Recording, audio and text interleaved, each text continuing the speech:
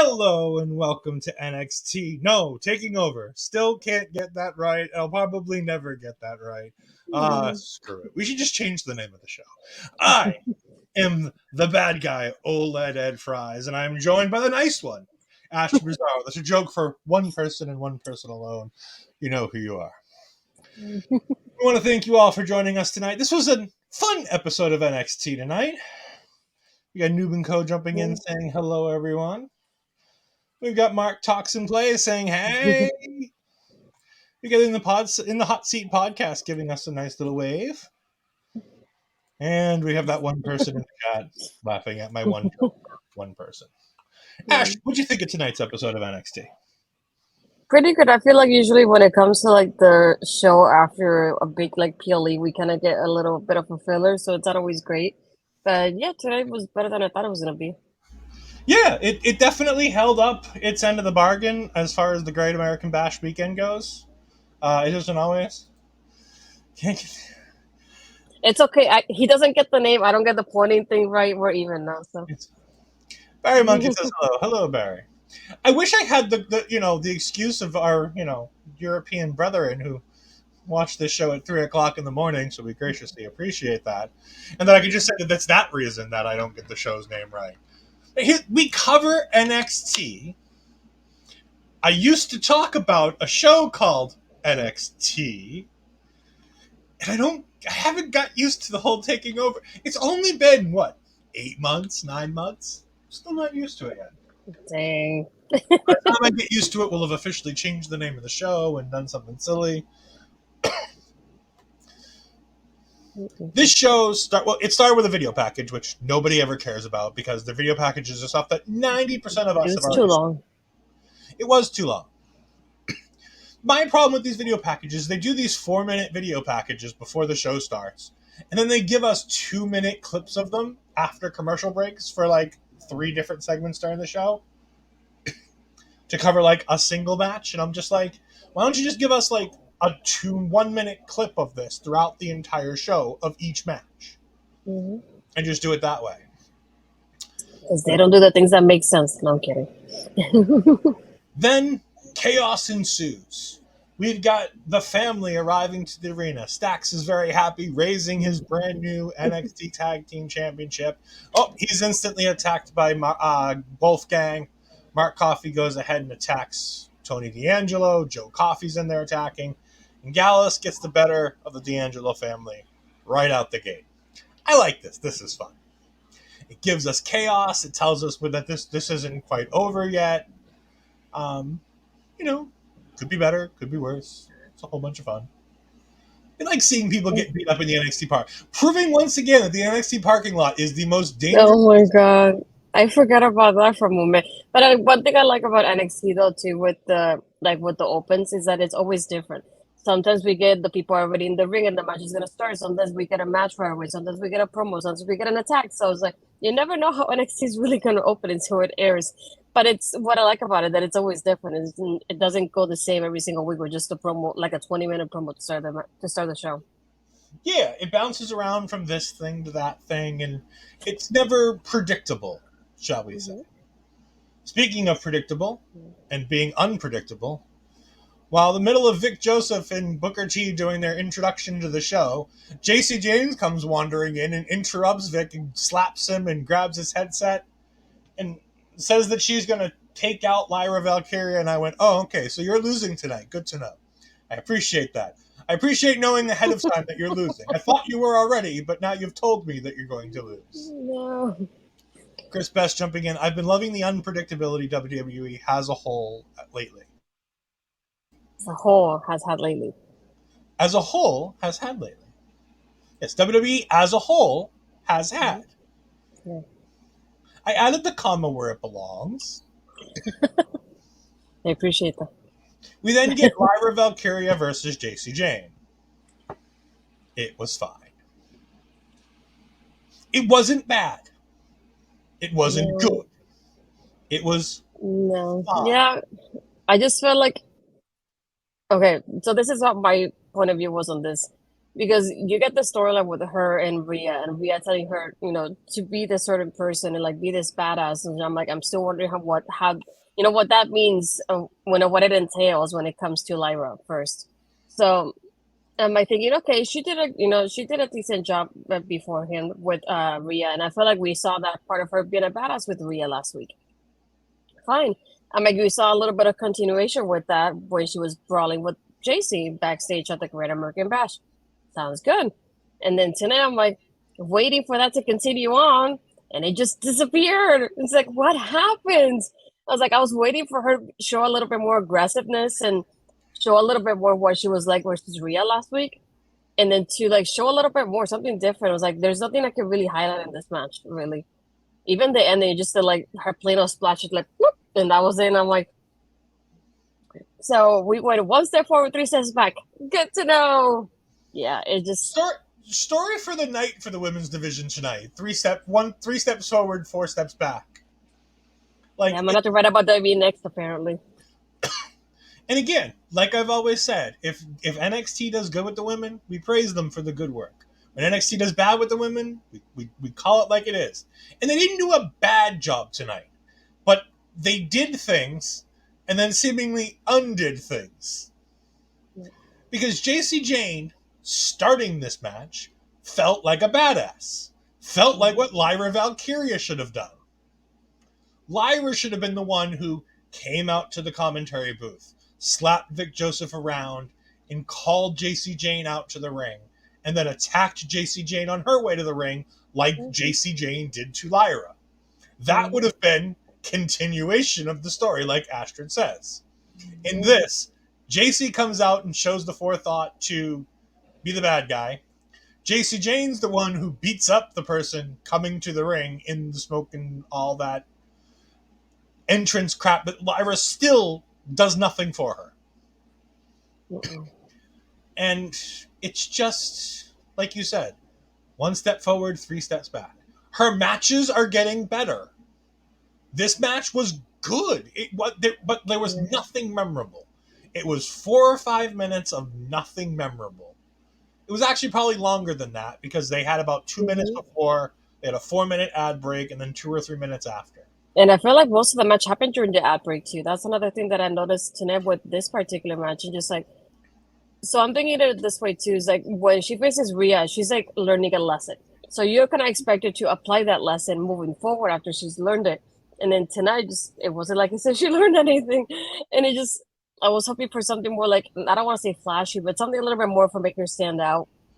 Something with maybe a different kind of finisher to make her stand out there as well. Like you said, they could have changed it and make her attack and call out Jacy. That would have started making her look more like a badass. Like, I want the challenge.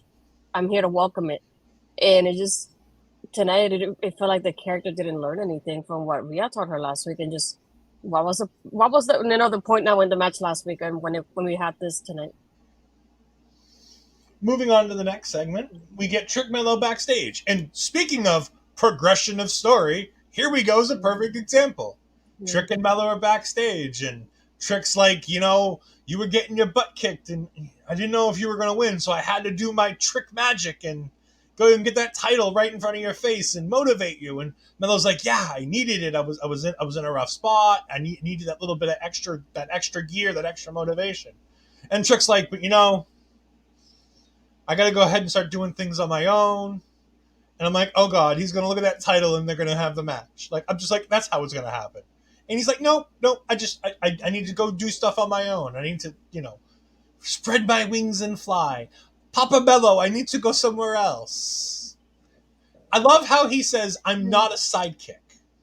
And Bello's like, dude, I never called you a sidekick. And he's like, no, but they do. He's like, they think I'm your sidekick. They don't think I can do it. I need to go out there and deal with Dragunov. I need to go out there and become a champion. Because I'm not the champion, you're the champion. Yeah. And I'm like, okay, that's him calling his shot. Mm-hmm. So I have a feeling Mello's last match in NXT is going to be Trick versus Mello, and Mello gets called up. Yeah, because I was thinking if we go think of the main of like the roster itself, I was like, what championship is he really gonna go for? And I was like, what about the one that's right in front of him? And as he was saying, oh, I gotta go my own way. I just kept thinking of "Gotta Go My Own Way" from the High School Musical movie, and I just kept thinking of that song in the background because I would have played off for him so well during this segment. But I'm not gonna sing. I promise to you that. But no, I like this, and like they said, this isn't a breakup. Like this isn't Trick Mello breaking up. It's We're like New Day. together, we're tight, but it's them each doing their own thing. So, like Dar Amazing says, let's hope they end on good terms instead of it's complicated. Yeah, their Facebook status says it's complicated, but they're not. They're not broken up just yet. This is the build for Mello versus Trick, where Trick wins and Mello goes. That's exactly what I think. This could be the first part of that vignette Mark, you of what started happens this. when. No, it does not destroy him. Ilya's promo at the end of the show. We'll talk about it now because it's the only. It really doesn't matter for anything else in the entire show other than this. Ilya has a promo where he talks about Trick and he's like, "If it wasn't for you, Trick, I'd be the NXT champion right now." And so you want a piece of me? You're not done with me? Great, because I'm not done with you, and I'm gonna go ahead and destroy you. And I'm like, "Oh, great, cool." So Ilya's going up to the main roster after SummerSlam. Gotcha. Yeah. No, not the Russian Destroyer. He's going to go ahead and job to Trick next week, and he'll be on Raw the following week. Pretty much. Honestly, that's how I think it's going to go. I don't think Ilya's long for NXT. He was never should have been long for NXT. He's too good and too ready for the main roster to be hanging around in NXT. And unlike the women's division, they don't need to keep people behind to keep teaching the younger girls how to work. The men have more than enough veteran talent who know what the hell they're doing to be able to continue sending talent to the main roster. Braun Breaker, Ilya Dragunov, both are ready to go to the main roster. Let's keep Dijak down because honestly, Dijak's not going to do well on the main roster. Let's just keep him where he belongs at NXT. He'd be nice and safe. I got Chris Best jumping in. Not going to lie, I did think Trink was going to go Virgil on Mello and plant that title on his head at the bash. Dude, I was, as the clip will tell you later this week, terrified. Well, I was gonna say I posted it on Twitter, but I know it'll be a short eventually. I'm But sure it'll be a short, but it's definitely on Twitter. You can see that. it's on X now because not Twitter anymore, even though it's all a dumpster fire. It doesn't matter what we call it. Yeah, but it's just still funny the time because I kept looking at him. We kept mentioning that during the post show. I kept looking at him since he had the title in his hands, and then Mark didn't help because he already planted the idea on our heads too. So I was like, I'm afraid, but. Daphne jumping in saying Dragunov would have an incredible match. Dragunov could have an incredible match with a broom if he tried.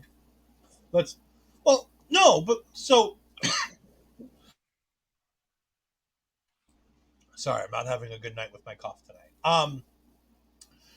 There's a long told story that one of Vince's things that he would do when he would bring people in for auditions is he would hand them a broom and say, sell this match, or, this is your opponent, cut a promo.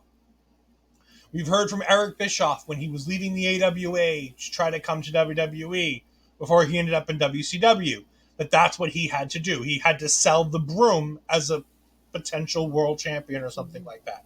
Renee Young has talked about the same thing, how she was handed random objects and told to go ahead and, try to promote stuff.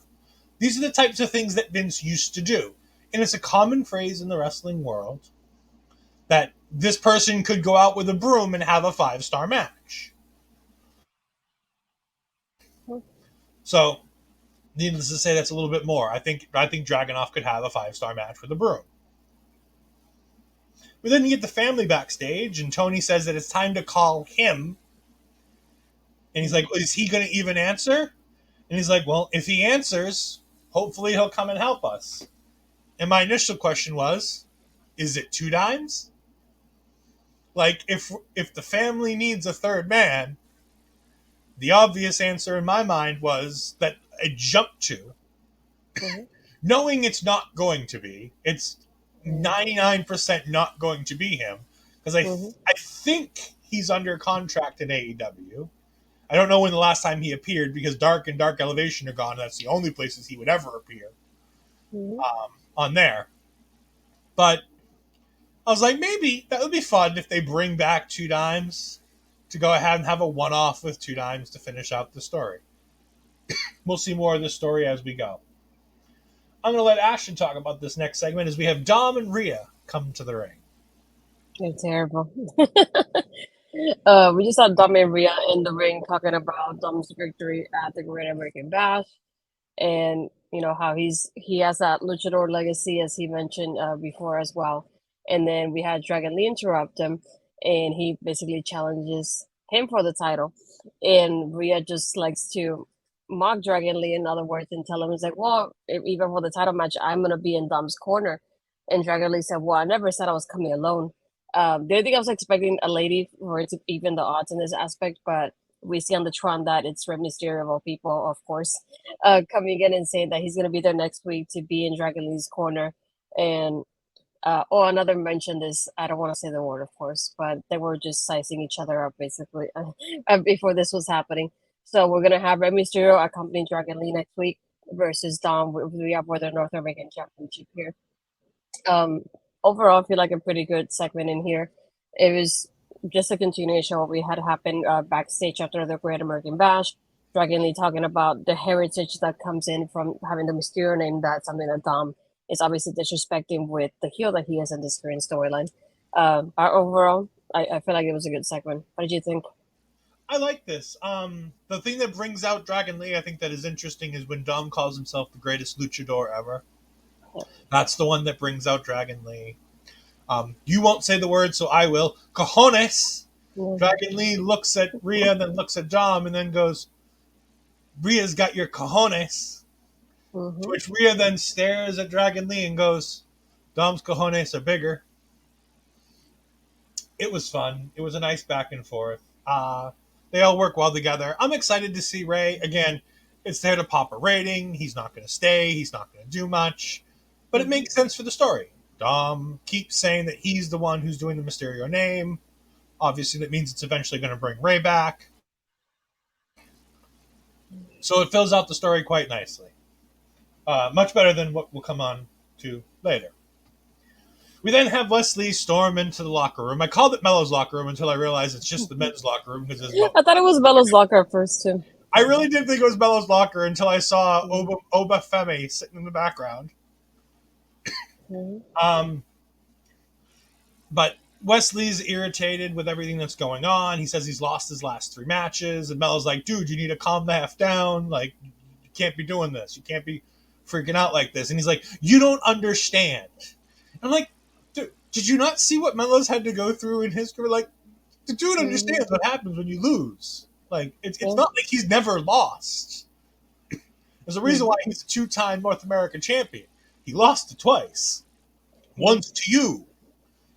I thought it was interesting that didn't come up, because I thought that would have. Yeah, that's true. But Melo tries to calm Wes down. Wes has no part of it. And Melo goes, you know what? Now I understand why Braun went crazy. All y'all are just crazy in here. I know why Braun snapped now. And I'm like, ooh, that's interesting. Good story. I was going to say, don't bring that name up, please. We'll bring him up later. In comes the Metaphor Boys, as I call them. Mensa and Noam Dar come walking in. And they start picking at Wesley, where they go, yeah, Dom beat you twice. And Melo's just like, dude, just calm it down, man. Like, you're not even the champion, man. You're like, when you're walking around here with a fake title. Well, this starts a brawl, and all of a sudden, this relatively empty locker room fills up with about 14 people in like 0.2 seconds. I love how standing just behind the camera, obviously, there was Malik Blade, Idris Enofe. Obviously, behind the shot was Oba Femi, who started to grab the other 2 guys. There was a few other people who grabbed the Metaphor Boys.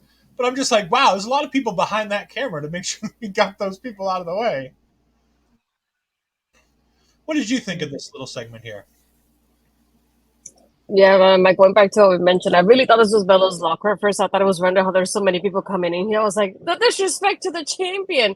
And then I realized it's actually the men's locker.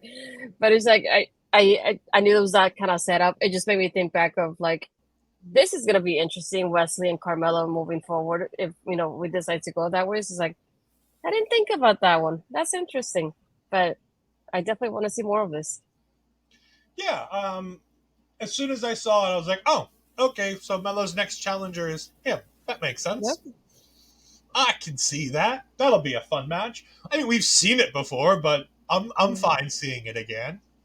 Mm-hmm. It's a nice small feud to tide Melo over to his next big challenger.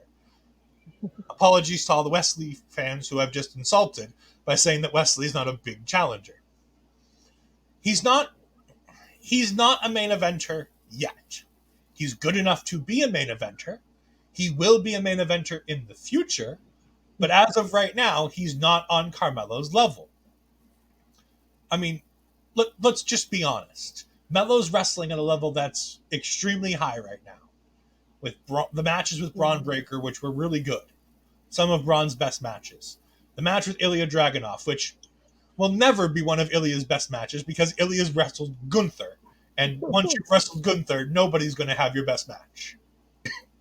But he's wrestling at such an incredibly high level.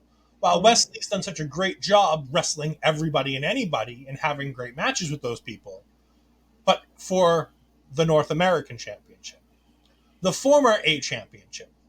But since Melo doesn't hold it anymore, it's not. Fun fact, if Wesley holds the NXT belt, he'll be a Triple Crown champion. He will. He will indeed be a new Triple Crown champion. The only one is Johnny Gargano, correct? I believe so. Yeah. For the men. Mm-hmm. Because I think if you count the women, well, Rhea's done it because she held both the UK and UK women. Yeah, I was gonna say Adam, but Adam Cole. Yeah, I kept thinking of Adam, but I wasn't sure. Yeah, Adam Cole technically is as well because he technically did hold the tag team championships. Briefly, but he did. Chris Best saying, so if Ilya gets called up, does he become the one to take? No, I honestly don't think he does. I think he's on that brand, but I don't think he takes the IC title off Gunther. Everybody talking about after last night with Gable taking the title off of Gunther. You're all still too early. Look at the numbers. Gunther has to get to almost 500 days. Once Gunther gets close to 500 days, we can start talking about who's going to take the title off Gunther. But they've gotten this far. They're not taking it off him until he passes the Honky Tonk Man. It's just not happening. Mm-hmm. That's very true. There's no reason to take that title off Gunther until he passes that record. Because, like I said, if this were 200 days into a 400-day reign, yeah, maybe we can talk about who's going to take the title off Gunther. But we still have a month and a half left to go. We need to get there because you don't get this close and not do it. Yeah. It's the reason why they didn't do it with Roman. Roman was close enough to 1,000. Mark, stop putting garbage in the chat. I'm not going to always put it up here. He's not. He's just not. No, Gallus Boys. You're spelling Gallus Boys wrong. It's not Ring General. It's Gallus Boys on top. These two. Mark, this is why we have to go get other Englishmen to do our shows. Because we need people that can talk common sense. Sorry, man. Oh, we then get my favorite segment of the night. Mm-hmm. I was gonna say this is probably one of my favorite parts. This is the segment I wish I was a part of. Oh, it was great. So Tia Hale is very sad. She's very quiet. She's got no energy.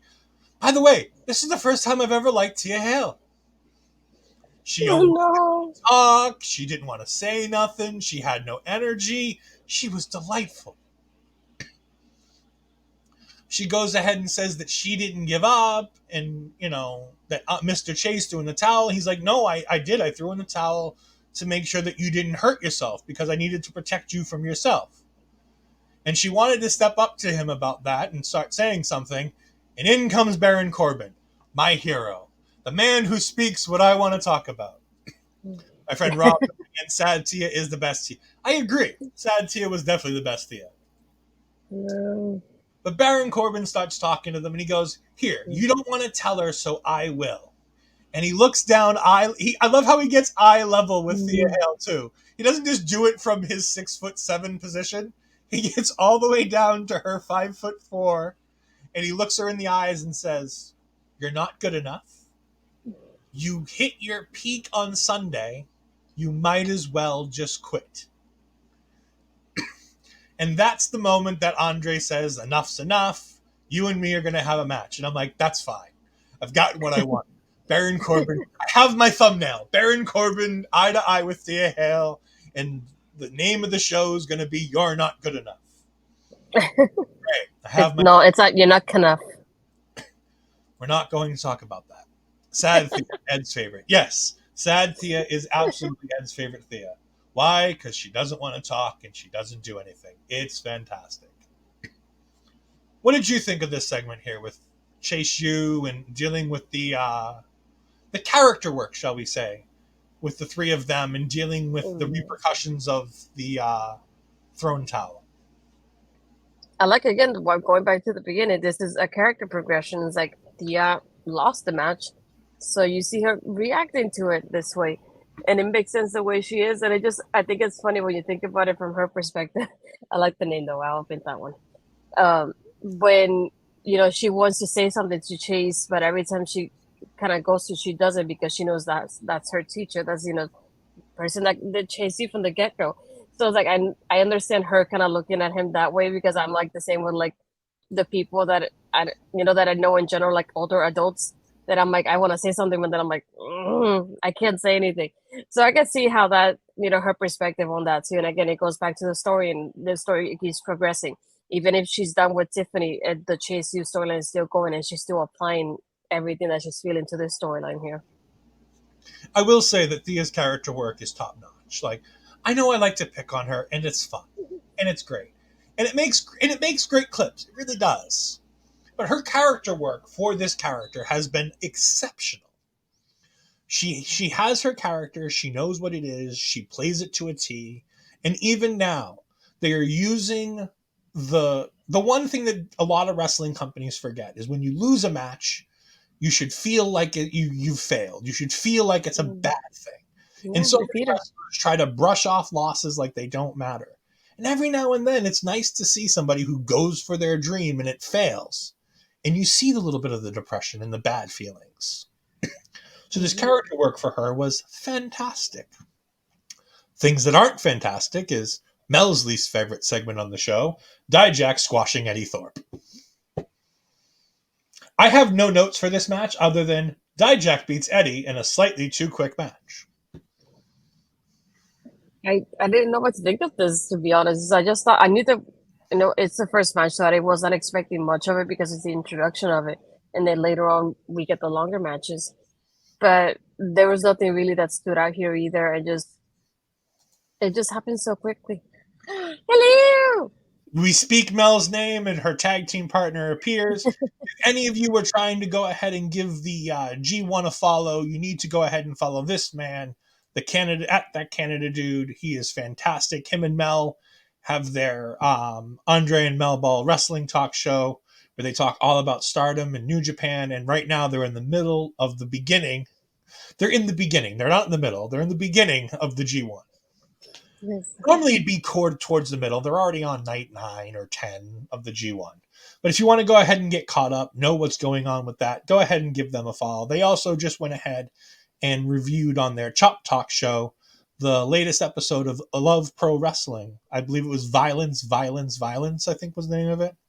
With a great ladder match between Zoe Sager and Gigi Ray. Mm-hmm.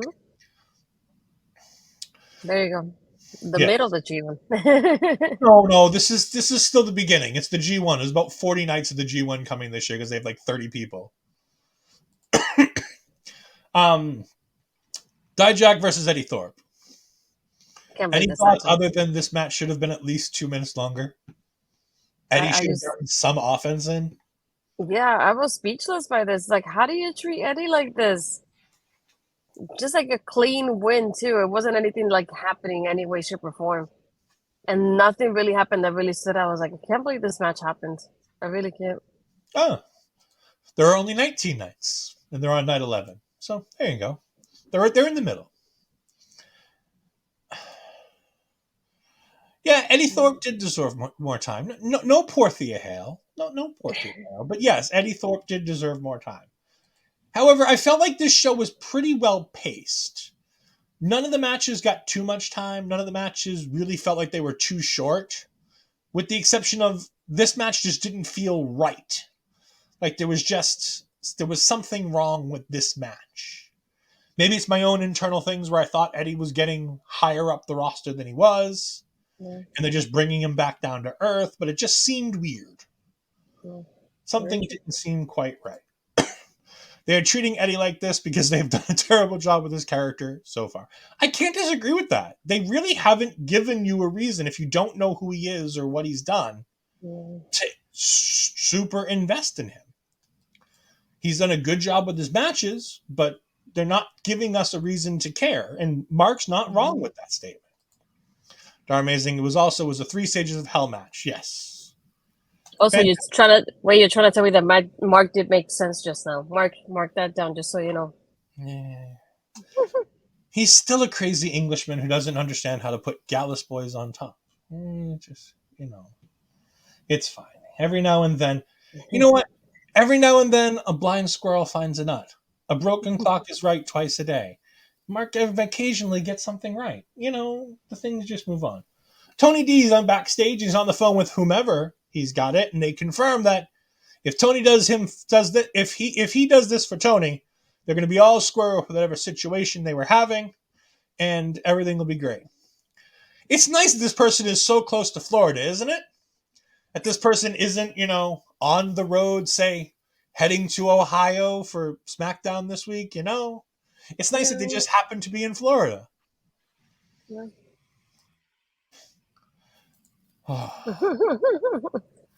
Yeah, I occasionally get it. Anyways, besides me and Mark's heat, we then have Dana Brooke and Kalani backstage.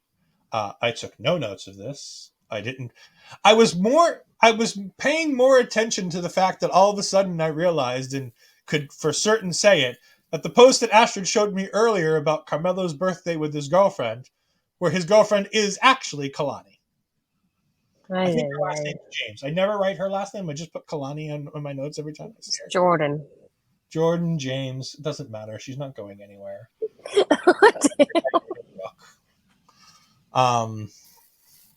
Do you have any thoughts on this? I honestly don't know what they said. No. They talked about a dark side in cookies, I think, or something. I don't know. Well, first Dana's watching a little bit of the match that she had with Cora, and then she's like, you need to get this killer instinct. That's what she told Kalani. It's like, we've been doing this just gymnastics thing for like a couple of weeks now, but you need to find that killer instinct. You need to fight for yourself. If not, they'll probably eat you alive, most likely. It's what she's telling her. And then just in other words, trying to tell her, it's like, you need to, she's like, when I picked up that candlestick, I was seeing red, and you could tell this is what it was like during the match. Like, that was her mentality. He's like, I was thinking not only of Cora, but I'm thinking of all the haters and all the messages, I guess, online, and that was her like motivation towards the match. So she basically told us to Kalani kind of looked sad in a way. And her facial expression was not what I expected it to be during this segment, though. She just wants to go out with her boyfriend for his birthday. All it is. By the way, happy birthday, Mello. Happy birthday. We then get Lola and Electra having a quick win, in which I was correct when I messaged Asher when I saw that this match was taking place tonight, and goes, this match ain't getting 5 minutes. And I was correct. It was like 4:40. Just under, but it did not get to the 5-minute mark. There was nothing wrong with this match other than, like Astrid said in our chat back between the two of us, it's another case of 1 step forward, 3 steps back.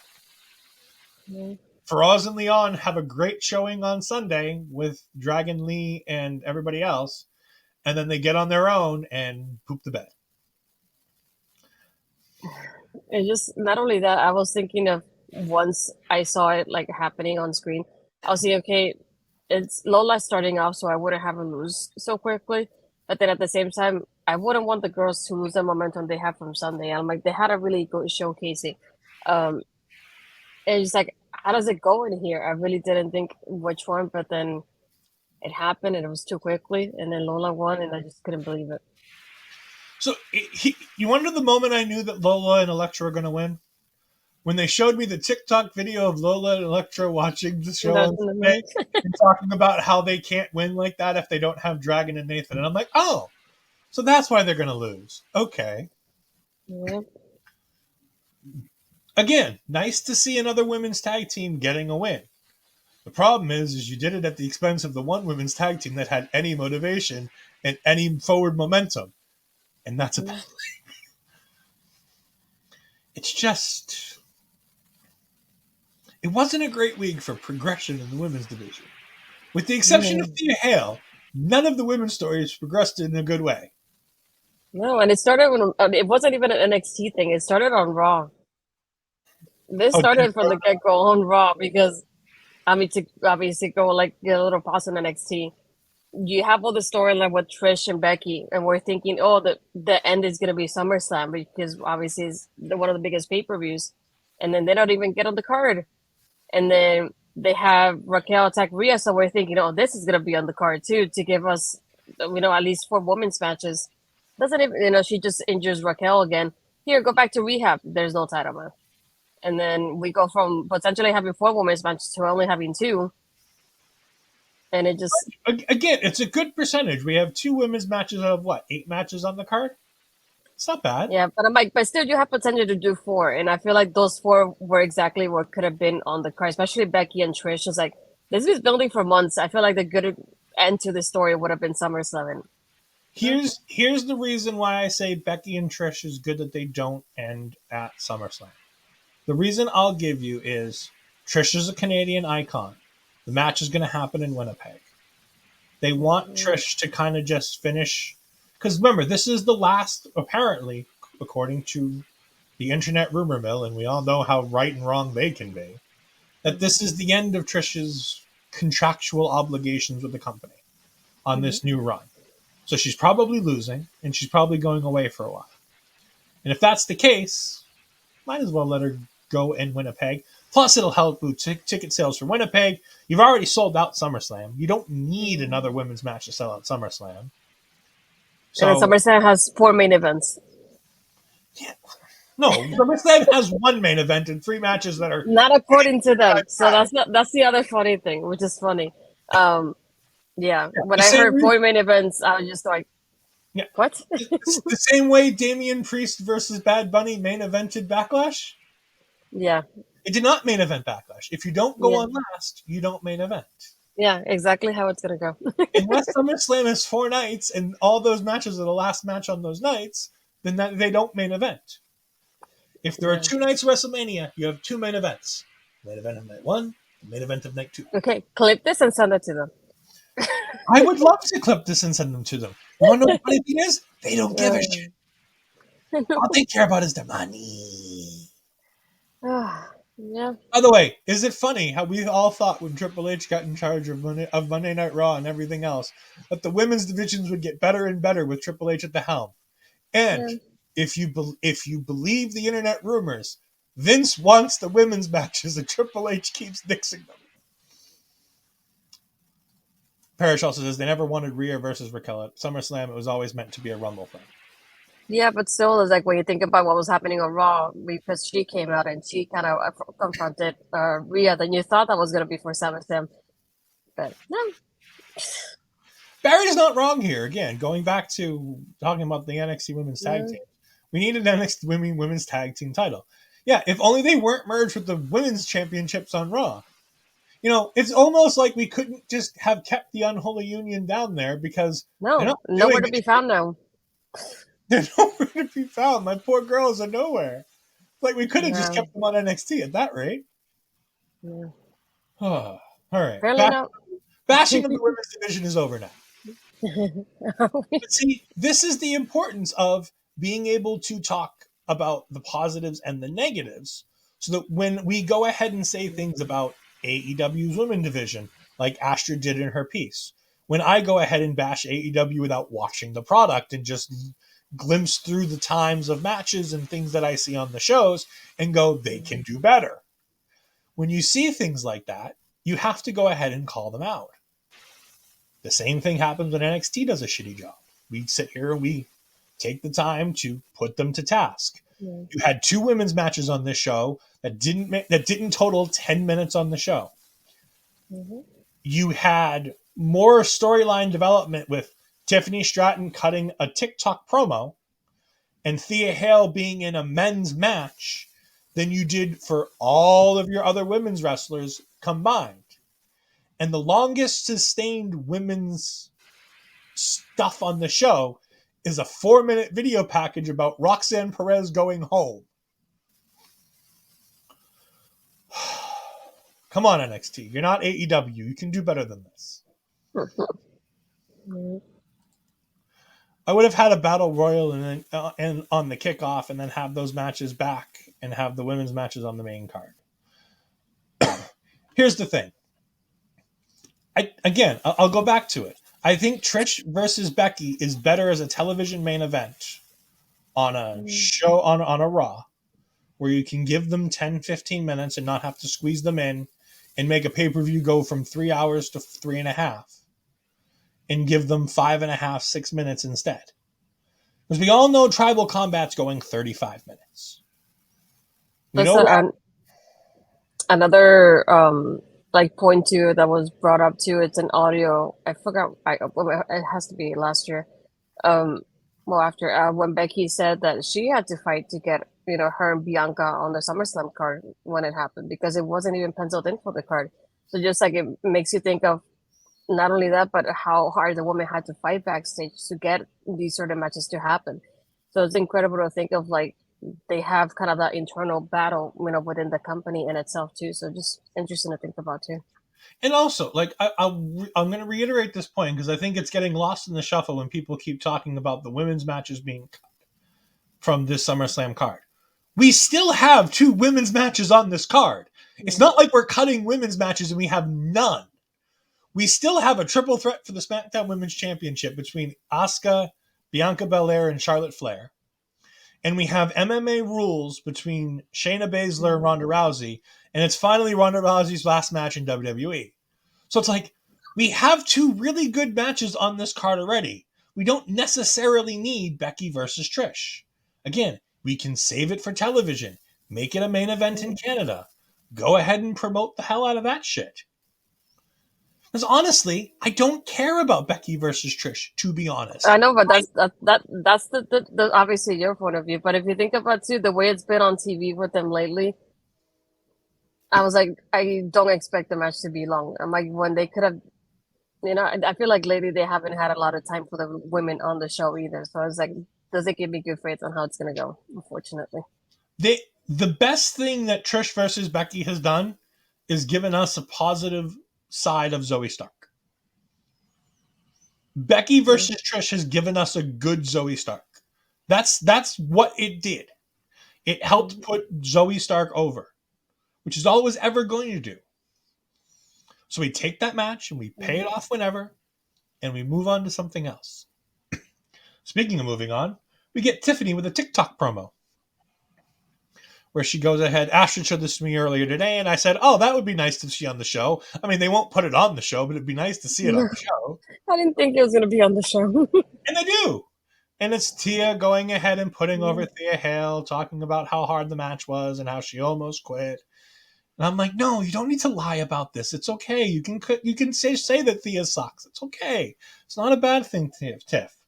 And she says that next week she's either going to call out her next opponent or have a Tiffabration or go ahead and just do whatever the hell she wants. And it's going to be fabulous. And as I said the first time I saw this promo with Astrid, I want her to have a segment with Carmella. But I don't want it to be Carmella post-baby. I want it to be Carmella, like, ready to pop, baby pop.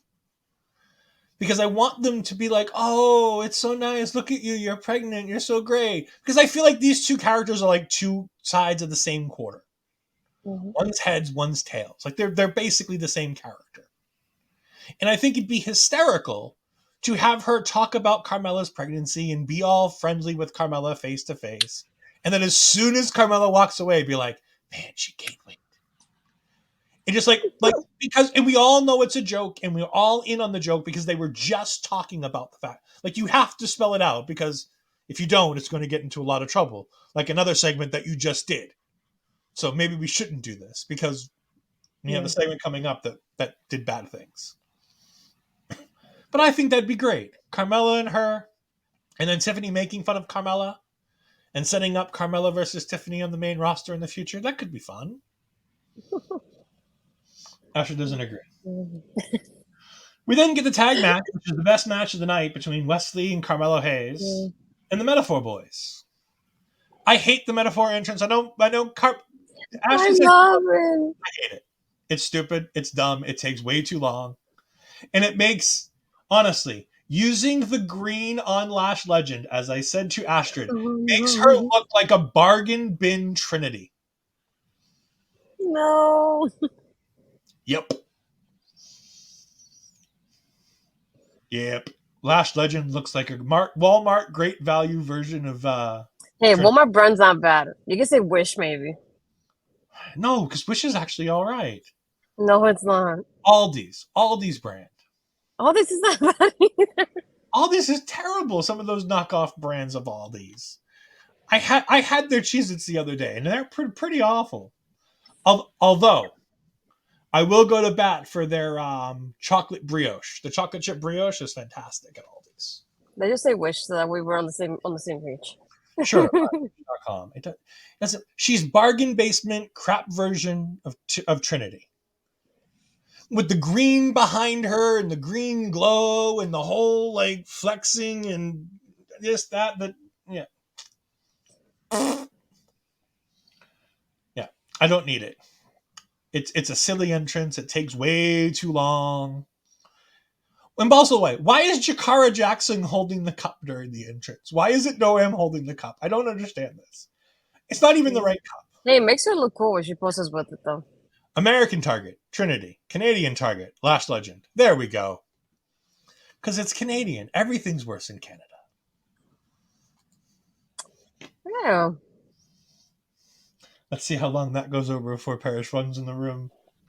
What do you think of this match? Yeah, like you said, best match of the night. I think the ending is definitely, even though I love the match in itself, the ending was definitely my favorite part. Dar Mason, you gotta correct right there. Look how beautiful that looks. No, I like the part here. A women's heritage cup, I think, would be fun. Yeah. Because then they can have 3-minute matches. They're already used to having matches in 3 minutes, so it makes it a whole lot better for them. Damn. I don't know how I come back from that one. Just go ahead and talk about the match. Really? No, I feel like the ending in itself is what I really love the most, having that part of it looked like to me almost like Carmelo was pushing Noam out of the way as we have Wesley doing the cardiac kick, so the miscommunication there. He hits Carmelo the cardiac kick, so here comes Mensa. I think he hits Wesley as this is happening, so Noam gets to pin Wesley. And I feel like it's great because it adds to Wes' frustration right now that he has going on and the miscommunication and the part with Carmelo. And I was like, that's when I thought, I was like, these two, I can't wait. I'm so excited for this. But no, the ending was definitely my favorite part of this. Yeah, and the crowd picked up on something. I don't know if you heard it, but the crowd chanted, "You effed up, you effed up, you effed up." So here's what happened, the part that got screwed up. So you described it perfectly fine. Mello goes ahead and runs in and for some reason pushes Noam out of the way for the cardiac kick. I don't know if Oro was supposed to push Mello and Mello just decides to run because he knows that's the spot he needs to be in. I don't know what happened there. Either way, he gets hit with the cardiac kick. While Wesley is looking at that and trying to figure out what's going on with that, all of a sudden, Oro takes to the top rope, and then you just see Oro like fall down right next to Wesley, and then get up and kick him in the face. Which is when the crowd starts chanting, "You effed up, you effed up, you effed." I'm like, what did he do? What was the plan here, buddy? Like, was he supposed to be doing it? Was it supposed to be like the top rope drop kick that he does, which I think is what's supposed to happen. Maybe Wes wasn't looking, so he's felt that whole segment. While it was the best part of the match, all of it seemed like it was a beat off somewhere. Somebody missed a spot somewhere, and it just chain reacted into everybody missing a spot. But it sets up a great thing. You have Melo and West going back and forth, and it seems like that's what we're going to get for a title program, or Melo's next program, whether it's a title program or not. Seems like where we're going next, which is great. It moves Wesley out of the North American title picture, brings him up into the potential world championship contenders, and it gives us another, one extra spot for somebody new to jump in to the North American title picture, which is good because we need more room in that title picture because, God, there's a lot of guys there. Yeah. Braun gets a promo where he calls Vaughn a nobody. He calls Vaughn's dad a nobody. And he says that Vaughn is soft. I don't know if he watched. He said he watched the promos, but I don't think he paid attention. Because if he thought that Vaughn was soft, I don't. His skull was so hard they had to do surgery, Braun. Like, it's the opposite of soft. It's hard. I know you're an idiot and that your dad thinks that, people don't deserve rights and you get things backwards and your uncle can't do math, but hard and soft are opposites. So when you have to cut something open to give it more room, that means it's too hard, not too soft. All right, Braun? 33 and a third plus 66 and 2/3 equals That makes more 100. sense. Yeah. I do I have to do Steiner math to help you understand this one, Braun? No? I think we're good. Yeah. We don't need to talk about that anymore, do we? Guys, I think Brock's like a muscle-headed... No! He has to have a brain in his head to be a muscle-headed jock. He doesn't even have that. Mandy Rose is one while Lash Legend is the other, right, Ed? Yeah. Exactly, you're getting it. Hard, soft. Baron Corbin versus Andre Chase. This was a fun match. It wasn't a great match, but it was a fun match. Lots of storytelling potential here. We see Baron Corbin doing what Baron Corbin should have done at the pay-per-view. I'll be honest. Yeah. He should have just been winning at the pay-per-view as opposed to whatever the hell they had happen at the pay-per-view. By the way, I heart that crowd in Austin, Texas for turning on Gable Steveson and just absolutely shitting on anything that man had. Just fantastic. Thank you. Because y'all the real MVPs, let me tell you. Because WWE is quickly rethinking everything they were doing with Gable Steveson. Yeah. He's supposed to be a babyface. I don't know if you know that. And as Tom Collahue put it, if you can't get booed when you're in a match with Baron Corbin, you're doing it wrong. Dang, that's so accurate. Before we get to the Andre Chase versus Baron Corbin match, we get the most problematic thing NXT has done in about 2.5 years. Ash had asked me not to bring this up, but I'm going to do it anyways. So Axiom comes up to Dom and Rhea as Dom and Rhea are walking out of the building. And Dominic says, "Didn't we just deal with you in the ring?" To which Axiom goes, "No, what are you talking about?" And he's like, yeah, I just dealt with you in the ring. I'm going to see you next week. He's like, "No, that was Dragon Lee."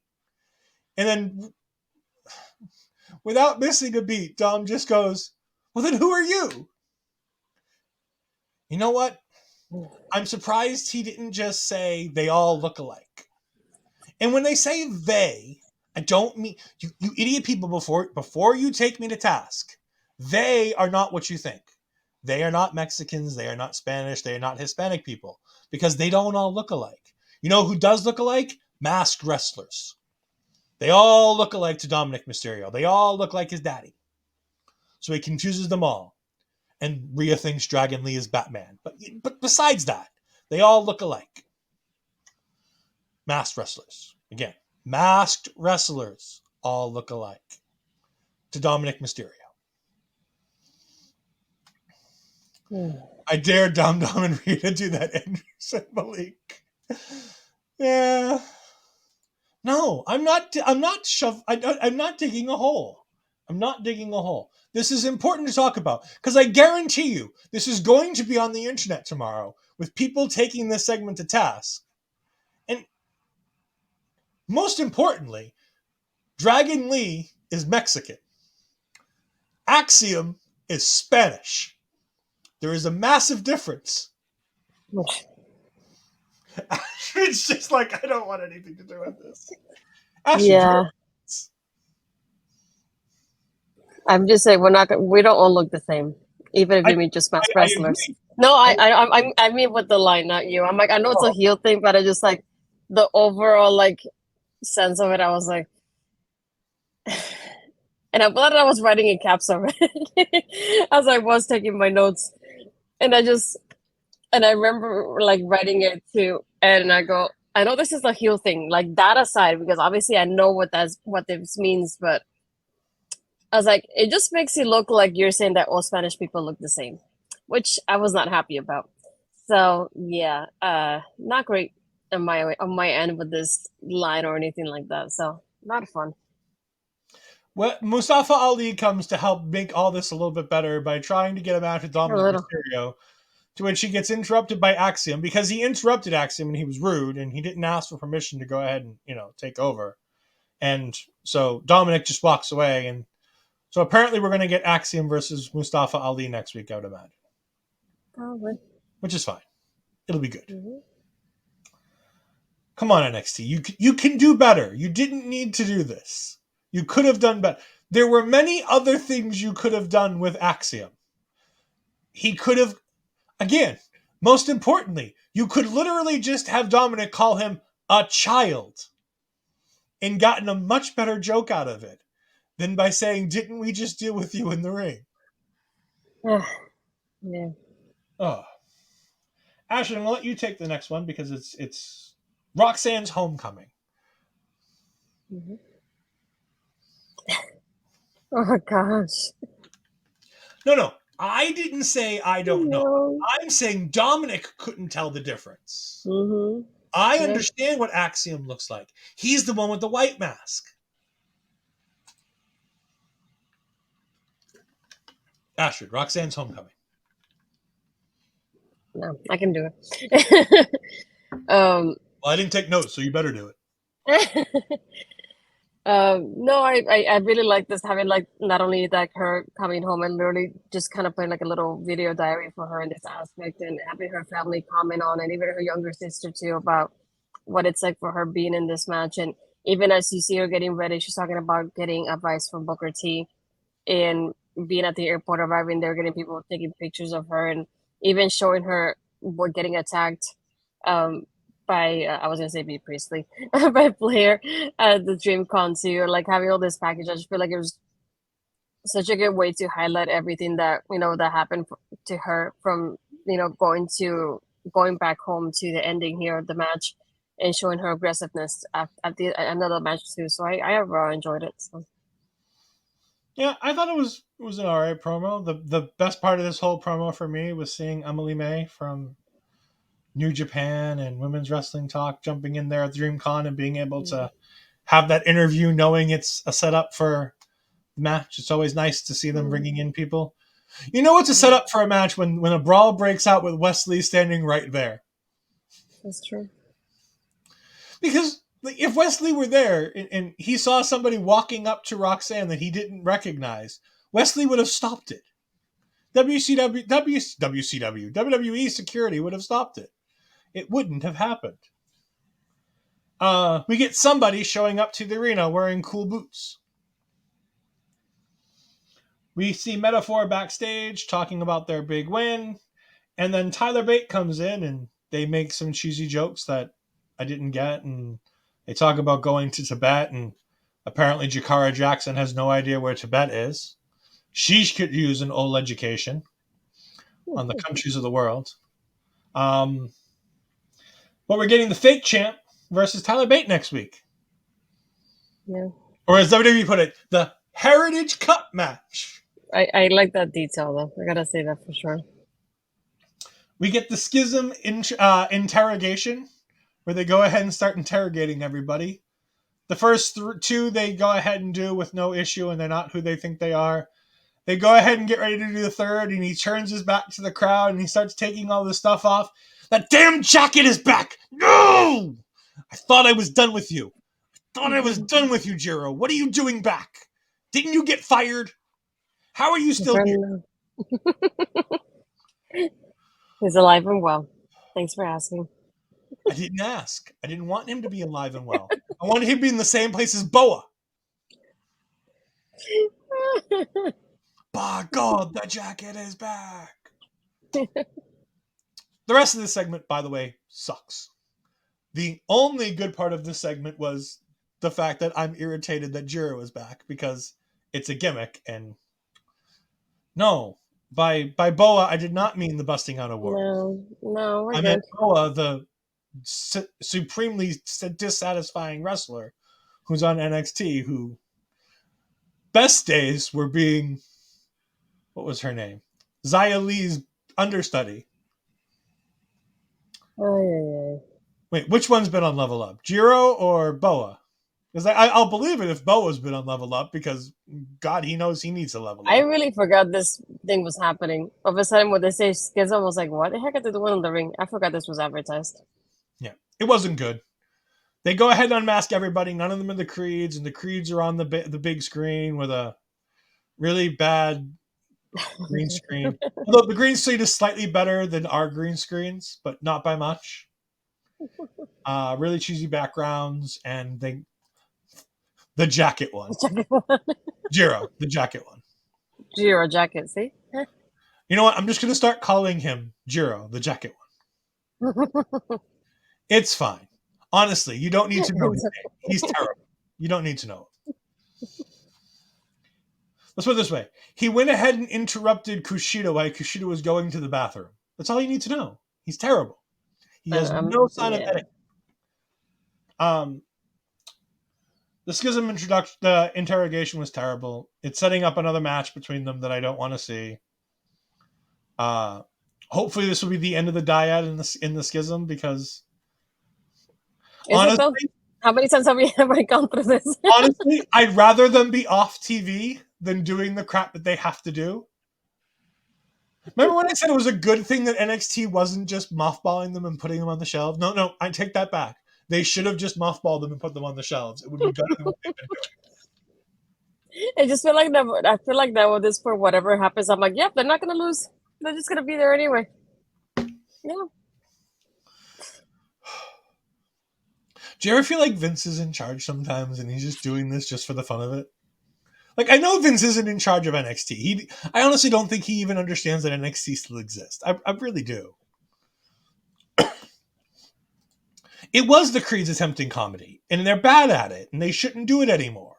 The best thing about this, I'm assuming for Astrid's sake, was that Julius, I don't think, had his shirt on. Maybe. I know you know, so just tell me yes or no. Perhaps. We get Cora going ahead and leaving the locker room with... Well, what that was from last week, though. I almost missed that. Supposedly. Yeah. It definitely didn't appear on the show last week. I know that. No. It was 5 girls who nobody knows and potentially Stevie Turner. It was Stevie. Not potentially. She might not be Stevie Turner anymore. Who the hell knows? I don't know. And then we get our main event. The family has recruited Santos Escobar of the LWO, which, by the way, is a fantastic touch. Tying up loose ends, because the Legado del Fantasma, last time they were here, were working for Tony D'Angelo because the D'Angelo family won the big match before we got rid of 2 Dimes and threw them off the bridge. And then the LWO just decided to up and leave NXT and go to the main roster. So it makes perfect sense to bring Santos back to pop a rating and to have the, oh my God, look at Santos moment, which was good. But also, it does a good job of tying up loose ends on a storyline. So good job, NXT. You did something right. I love the ending of, like, he goes like this, but he goes, one time only. That's about it. But no, it was nice to see him. And I'm like, I feel even happier now for the people that are going to NXT because I think about it this way. Well, at least when I was going, it was about $10, $20 to go. And I was like, if you get Rhea on a weekly basis and Dom on a weekly basis, and then people here and there like Santos this week and Remister the next, that is definitely worth the ticket in itself already for me. So Legado did leave Electra for Zelina Vega. I mean, Astrid's here, so I'm not going to say what I was about to say. I'm going to leave it. Astrid, I'm going to say it anyways. It's downgrade. Legado downgraded when they went to the main roster and swapped out Electra for Zelina. She still doesn't feel like she belongs with them. I'm sorry. She's never felt like she belongs with Legado del Fantasma. Mark, loved NXT this week and hope NXT keeps bringing main roster guys down to come to NXT. I love the main roster guys too. I just like the fact the biggest thing that this show did is it did storyline progression for 60% of the people who were on the roster. Mm-hmm. If you're not Tiffany Stratton or Thea Hale, and you're in the women's division, you didn't have a good night. You didn't progress much of your stories. But if you're anybody else, you did very good with storyline progression, getting us to the next step in a lot of these stories, setting up new stories. Next week looks like a fun show. We've got a Heritage Cup match. We've got a North American title match. I think the title's on the line. I'm not sure. Yeah, that's what Dom claimed he's a fighting champion, so I'm assuming the title's on the line. Better be. Parrish says Thea Hale will be an NXT Rumble entrant in 2024. Mark my words. Probably. That seems like a good idea. But before we go ahead and get to the calendar, I want to go ahead and show off a little something for tomorrow night.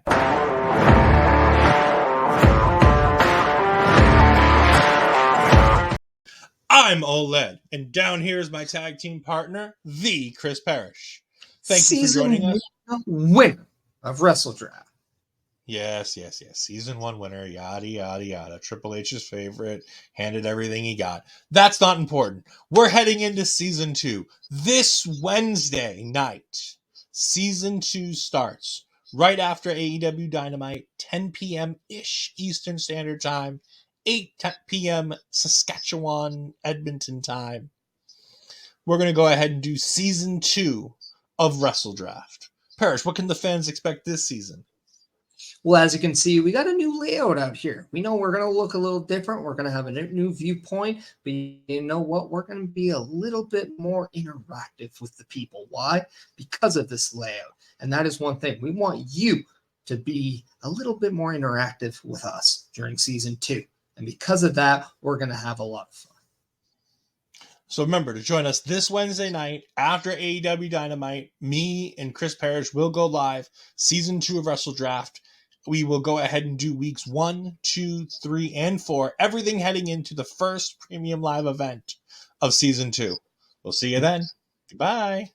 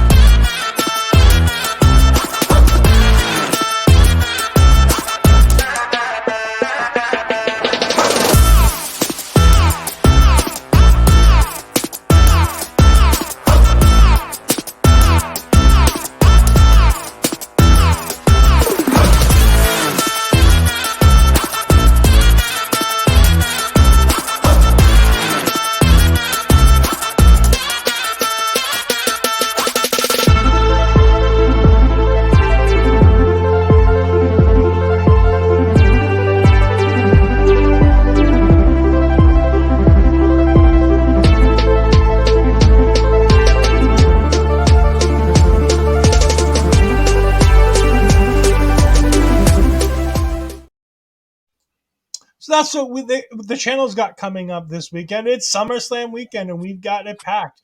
We've got me and Andre C going ahead and doing pay-per previews, where we go ahead and preview everything that'll be available Saturday afternoon, just before SummerSlam happens. And after SummerSlam happens, come on back here, talk to us. We're going to have Chris Best from the Raw Watch Along. From the Raw Watch Along as well, we're going to have OMD and some other guests joining them as well. To be determined. We got a couple people in the mix. We're not sure who it exactly is going to be. But Astrid, where can people find you this week? Well, aside from next week doing Taking Over all over again with you, you can find me on Thursday, Respect Radio, with Papa Smokes and Bobby Munson for the first time ever. I'll be on there too. I'm not sure if we'll do Ladies Message Showcase this week. I know we had a little bit of scheduling conflicts. But yeah, aside from that, you can check out on my Twitter. I do have the new video I did for my wrestling anniversary that it was a little bit delayed. And my article from Body Slam that it's on my highlights if you go to my profile. And I guess to like kind of put it like that, hopefully sometime this week you will see my new vlogs coming to my channel that I'll be adding sometime soon. So I don't know when, but that'll happen sometime this week.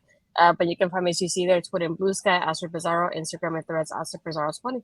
And that's about it for me. And for me, you can find me, let me get the right page up. You can find me on Twitter at edfries12584.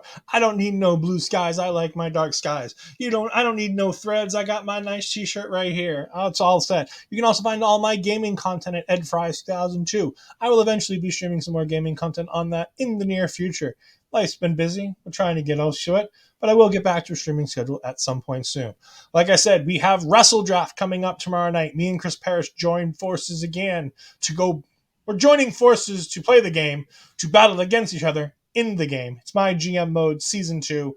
You can also find, like I said, me and Andre C for the preview show for SummerSlam. We'll be going ahead and taking care of that. And then next Tuesday, I'll be back here with Astrid because I like working with the natural. You better. And you know what? We're going to need it this week because we got a lot of shows coming up. Astrid's on a show Thursday. She's got Lady Wrestling Showcase coming up sometime in the near future. She's got all kinds of busy stuff to do, write her reviews and whatnot, write another editorial. You can go ahead and go rogueenergy.com, scan that QR code, and use OLE Pods to get 10% off your order. That's right. If you go to rogueenergy.com and use the promo code OLE Pods, you get 10% off your order. We all know my favorite flavor. 1, 2, 3. Watermelon. There we go. There you go. Everybody. I thought you were going to say it with me. That's not fun. No, I wanted everybody else to say it. It's like when you go to a Taylor Swift concert. She doesn't have to sing. She just wants the crowd to sing for her. I've watched the shows. I know what happens there. She doesn't sing. Sure. She's overrated. That's enough. According to a report, it's the people that hire GPAs actually listen to her music. Thanks. What's that? I'll send you that article. You'll see. That's fine. Like most of the other articles, I probably won't even do it. It's fine. But for me, Ol'Ed Ed Fries the heel. For the natural, the babyface Pizarro. Thank you for joining us, and we'll see you next time. Goodbye.